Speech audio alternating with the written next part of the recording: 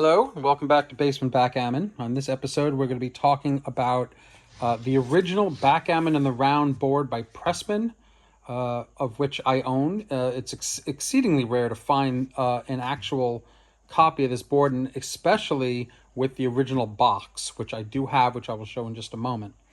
But let's go through the board for a minute. The board is made by the Pressman Company, which in the 70s made not only tabletop backgammon boards in this same, this is fake wood grain, but this is a plastic board, but it's made to look like wood grain. It's very light. I can lift it with one hand quite easily.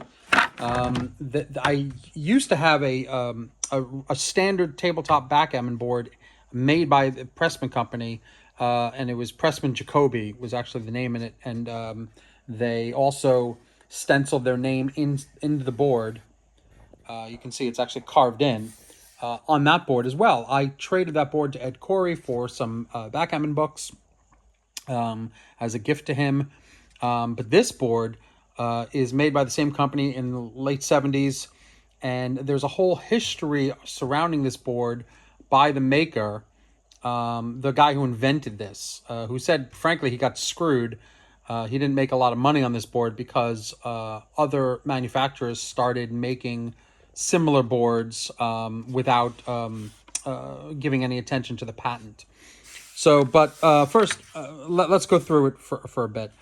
This is backgammon in the round. There is a piece of felt that's inside the crevice here to indicate the end of a quadrant. So this is 1, 2, 3, 4, 5, 6. Then you got one of these. 1, 2, 3, 4, 5, 6. This piece, some of it fell off. And this piece is intact as well to indicate the quadrant. So you got your 4 quadrants going around. And you have a space cut out for your chips, your dice, your cube. These are not the original chips, dice, and cubes that came with it. It didn't come with anything when I bought the board. These are replacements that I put in. They fit 1 1/4 Bakelite checkers of a certain thickness quite nicely.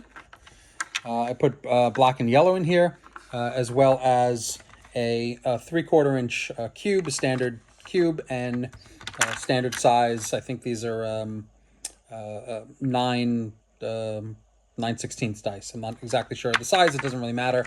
Point is, there's a space cut out for these, all of these here. So the presentation is very nice. In addition, there is a piece of felt in the middle that is glued down. The glue is coming up, so actually I can pick the whole thing up because the glue is gone. But you can see this is where it was glued at one point, but it hardened over time, and it's picked up. And this is interesting. On the back, you can see that this was some sort of chessboard. So what they did was they must have had some paper chessboard that they had around the factory, and they cut it into a circle, put some green felt on it, and simply glued it in. That's what they made these with. So it's a little interesting tricks of the trade here from manufacturing. The board also has rubber feet on them to stop it from slipping. I see 4 rubber feet going around. And I have a video already up about backgammon on the round. It's a very weird sort of convention where you put your checkers here. These would be your runners. And then I put 5 on the 13 point. I'm sorry, on the 12 point. Would go over there. And you put 3 over here. And then 5 over here. And this would be your setup for one side. And you would do the exact opposite for black. And you play in a row going around. It works exactly the same as regular backgammon. All the rules are the same. It just seems a strange setup. And this setup, even though it's interesting to look at, really never got going because of the mental gymnastics needed. Well, there's 2 reasons. There's mental gymnastics needed to make the leap from thinking of it in terms of a square or a rectangle to thinking of it in a circle. That's one thing. I mean, this is a real sea change in how we present the game. But also, manufacturing a circle is less, the space required is higher. It's not as compact or efficient as manufacturing a rectangle, which can be stacked. When you ship them, they can be shipped together with absolutely no spaces between. I guess you could do that here too, but there's more space required.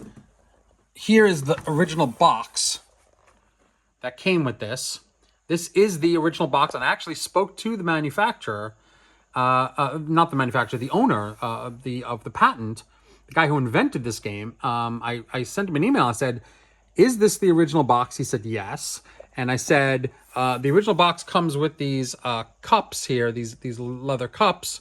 Is that what came with this?" And he said, "Yes, that's what probably would have come with this in this board." Packed into the board. And you can see the name of the guy here, Bob Watson. He's got a website that talks about this the whole story about this. It includes Catalan playing pieces, a doubling cube, dice and dice cups, built-in storage compartments, wood-like finish, patent pending. Pressman Toy Company, New Brunswick. And this particular copy, went to Ed Schock's Toy and Hobby Store in Indianapolis, Indiana. So an interesting piece of history right here with the original box. And it says, "Backgammon in the round, the first improvement in backgammon in years." And whether that's an improvement, I guess, is a point of contention. So I'm not going to roll dice or anything like that and show you this. This is really just more of a piece of history. Interesting to look at, interesting to own. Probably never going to play on this, which is why I don't keep any dice or cubes or anything with it. Also because you can't really store it because you throw it in the box and the dice and the cubes, they float all around. There's no good storage mechanism for this. You have to really leave it out like this, and I don't want to do that. So anyway, I hope you enjoyed this interesting little bit of backgammon variant history. See you next episode. Thanks.